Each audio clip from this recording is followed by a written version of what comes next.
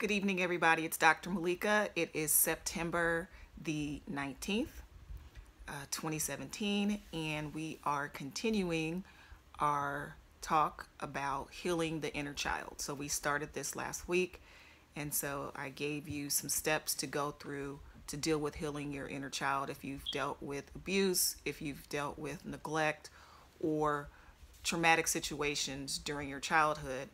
I talked about steps to go through to help yourself heal as an adult from those particular situations and issues. So I do want to recap briefly what we covered last week and then get into the last part of this, continuing the discussion on healing your inner child, because the reality is a lot of us have experienced some very life altering and defining experiences as children. And the lack of dealing with those particular situations impacts us in a dramatic way as an adult. And we often think that if we don't deal with it or we don't, think about it, that eventually it will go away. Time will heal all wounds. And the reality is time doesn't change anything. Those emotions and feelings are still there. You still will be impacted in some way. And the best way to heal from something is to actually treat it and deal with it. It's no different than a physical ailment. We would not just neglect if we were harmed or injured physically. We would try to do something to care for it so that it can heal and be better or go back to what we consider to be normal for that particular injury. And it's the same with psychological and emotional injuries. We have to, at some point in time, care and treat it so that it can actually heal and get better. So talking about and recapping what we talked about last week, the first step that I gave last week was trust. And just to deal with that, we talked about the fact that trust issues are a big issue for people who have experienced traumas or neglect or life-altering situations as a child. They do deal with being able to trust people in their lives in different layers of relationships, no matter what type of relationship it is, whether it's personal or professional. They deal with trust issues. So we talked about the fact that you're going to have to go through dealing with your trust issues and what that means for you. The next step I gave was validation and the inclination to minimize your worth and to look externally for validation and value in other people and other situations, and that is something that is going to have to be dealt with in order to progress and move forward in a more positive way. The next step I gave was shock and anger. A lot of times the situations that you experienced as a child, especially as you start to get more clarity on the situation and you start to get more understanding of what happened to you as a child, it will shock you, what you experienced and had to deal with, and then it'll also make you angry. And you're going to have to deal with those emotions and process them and sit in the fact that this is how I feel about what I dealt with in order for you to move forward in a more positive way. It's going to possibly be where you'll be stuck at the anger stage.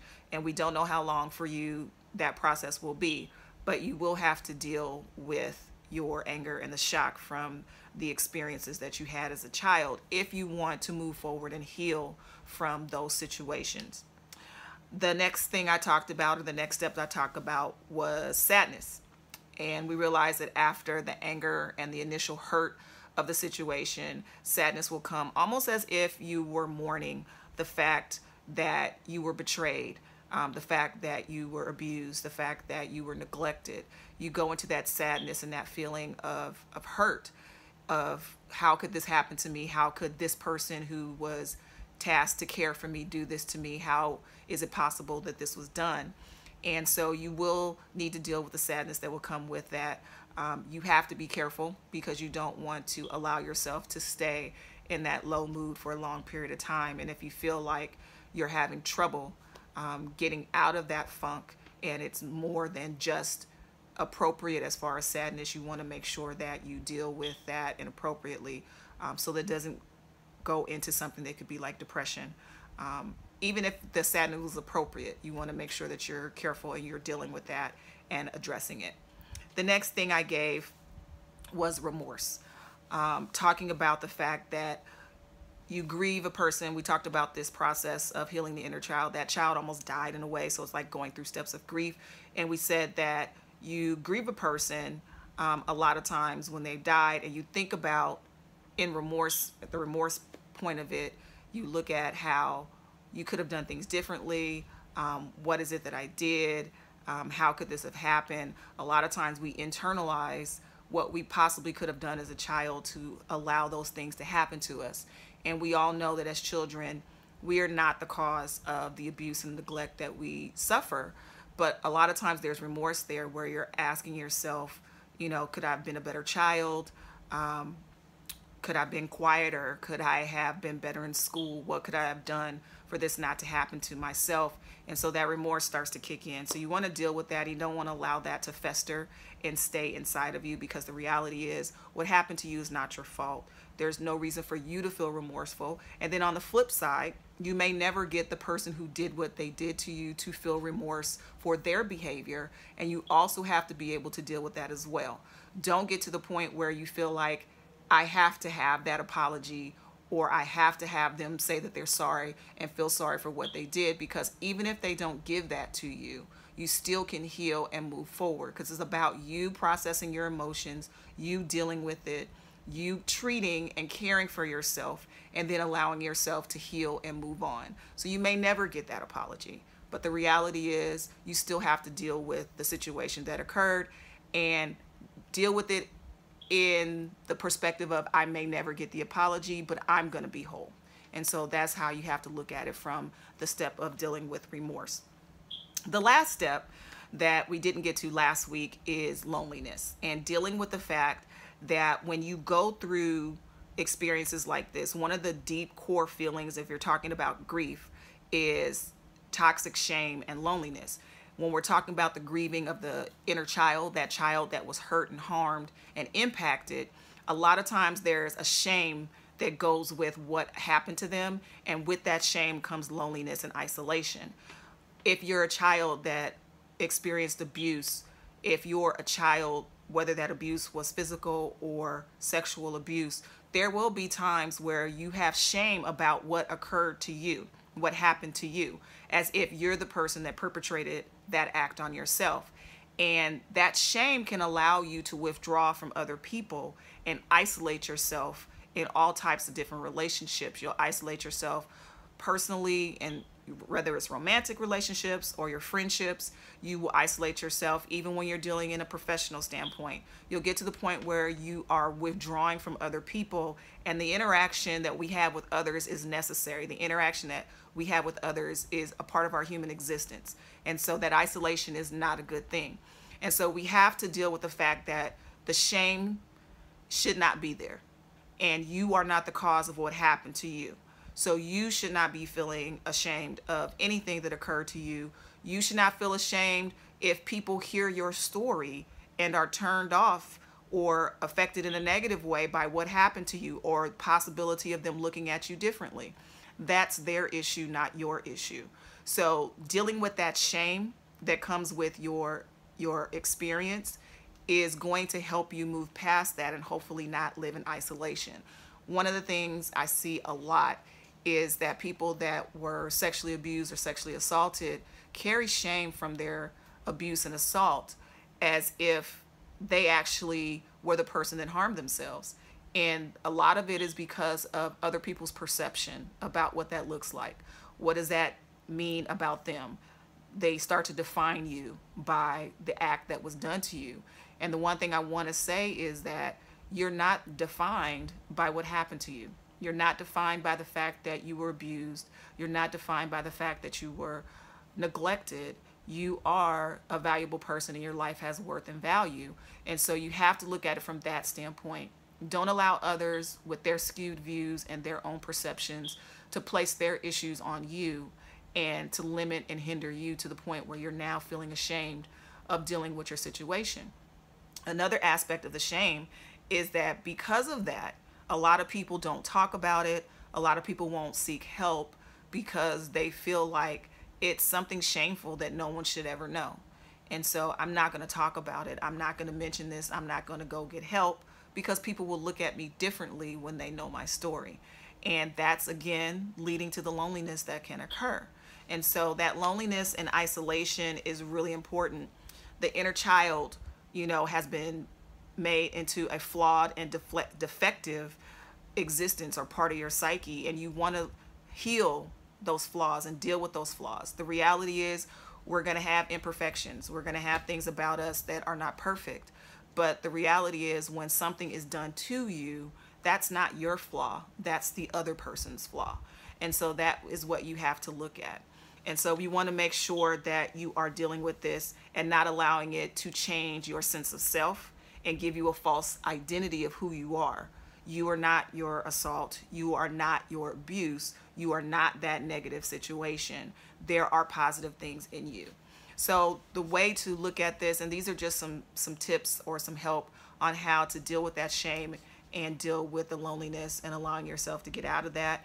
There's a lot of ways you can attack that. You can go, obviously, and go to therapy one-on-one and get counseling and work through those things with your counselor or your therapist on your own.